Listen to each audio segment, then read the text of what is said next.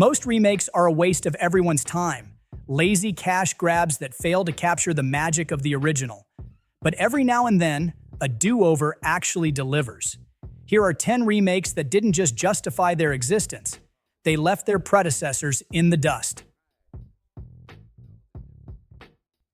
Turning a samurai epic into a gunslinging western might sound bold, but John Sturges knew what he was doing. The Magnificent Seven took Akira Kurosawa's Seven Samurai and gave it a frontier twist, trading samurai swords for six-shooters. With an all-star cast led by Steve McQueen and Yul Brynner, who famously clashed behind the scenes, the film became a classic in its own right.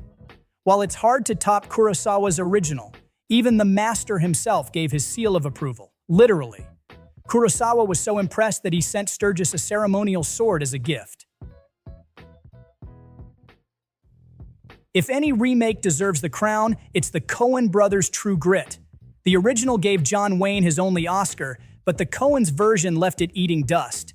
Haley Steinfeld nailed her role as Maddie Ross, a no-nonsense 14-year-old out for justice, while Jeff Bridges delivered a grizzled, endlessly entertaining take on Rooster Cogburn. Staying faithful to the original novel, the Coens' quirky storytelling paired perfectly with dialogue lifted straight from the book. Add in a $252 million worldwide box office haul against a modest $35 million budget, and you've got a remake that stands tall in the history books. The original Hairspray from 1988 was pure John Waters, eccentric, campy, and unapologetically weird. It gave us a quirky Baltimore teen, Tracy Turnblad, who shook up 1960s pop culture with big hair and even bigger dance moves. The remake leaned into the original's charm while dialing things up for a broader audience. John Travolta took on Divine's role as Tracy's mother, while an all-star cast featuring Michelle Pfeiffer, Christopher Walken, and Allison Janney brought the characters to life. It even upped the ante musically, delivering toe-tapping numbers that modernized the original's satire. While it didn't capture the same chaotic, campy spirit as Waters' version, it grossed a solid $203.5 million worldwide, proving it still had plenty of Hairspray left in the can. The Birdcage takes the French farce and gives it an energetic, laugh-out-loud American twist. Relocating the story to Southern California, Mike Nichols doesn't just copy the original, he supercharges it. The secret to its success? The cast. Robin Williams and Nathan Lane are comedic gold, with Hank Azaria and a stellar supporting lineup adding to the chaos. Even the drag shows somehow manage to outshine the original. Director Paul Thomas Anderson once called The Birdcage one of two films he'll stop everything to watch to the very end. The other? Kubrick's The Shining. That's some serious company. David Cronenberg's The Fly didn't just remake the 1958 original, it mutated it into a grotesque masterpiece of body horror. Jeff Goldblum is unforgettable as Seth Brundle, a scientist whose teleportation experiment goes horribly wrong thanks to a meddling housefly. Cronenberg took the basic premise of the original and made it darker, smarter, and much, much gorier. The practical effects are next level, capturing Brundle's terrifying transformation in a way that's both disgusting and strangely heartbreaking. Even Vincent Price, star of the original, was impressed by the remake, though he admitted it went a little too far. Honestly, that's what makes it so good.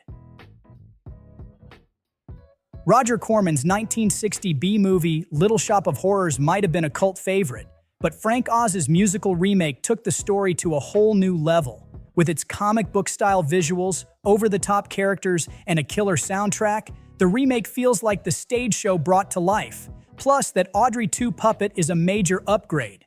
Rick Moranis is perfect as the hapless Seymour. Steve Martin steals every scene as a sadistic dentist. And Levi Stubbs of the Four Tops gives the man-eating plant a soulful, menacing voice. At the time, it was Warner Brothers' most expensive film ever, with a $25 million budget, surpassing even Aliens. But it paid off. Little Shop had some modest box office success and became a home video smash. How do you expand a 28-minute French science fiction short into a full-blown Hollywood masterpiece? Ask Terry Gilliam. Inspired by 1962's La Jetée, 12 Monkeys takes the post-apocalyptic time travel concept and turns it into a trippy, dystopian thriller. Gilliam, ever the perfectionist, worked his magic with Bruce Willis and Brad Pitt, squeezing out performances that became iconic. Gilliam had to get creative, like banning Willis from his usual acting cliches and snatching Pitt's cigarettes to amp up his manic energy. Pitt went full method, spending time in a psychiatric hospital only to nail a Golden Globe-winning performance he wasn't even happy with. And Willis didn't even get paid until the film was released. When Sian Heder decided to remake the French hit La Famille Bélier, she didn't just translate it, she transformed it. This is a story of a hearing teenager in a deaf family, balancing her love for music with her family's dependence on her to navigate the hearing world. What makes this remake special? Heder cast deaf actors to play deaf characters, a decision that brought authenticity to every scene. And it paid off.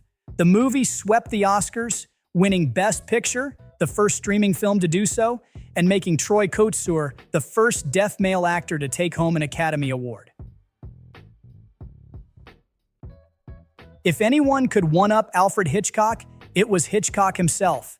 Not many directors get the chance to remake their own film, but Hitchcock wasn't just any director.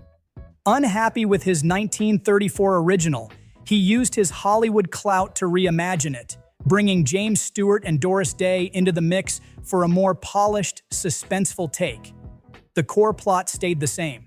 A vacationing couple gets caught up in a terrifying conspiracy. But this version tightened everything up, delivering sharper thrills and better pacing. Hitchcock told François Truffaut that the first film was the work of a talented amateur, and the second was made by a professional. Funny enough, he still preferred the earlier version because it wasn't so polished. Revenge stories are always compelling, but Remember takes the concept to another level. This South Korean remake of 2015 film flips the script, relocating the action from Holocaust-era Europe to Korea's Japanese colonial period. The story follows an elderly man with dementia seeking justice for past atrocities. Il-hyung amps up the intensity, transforming somber drama into a pulse-pounding thriller. While it might not entirely outdo the original, Remember stands strong as a bold reinterpretation, with Lee Sung-min delivering a powerhouse performance.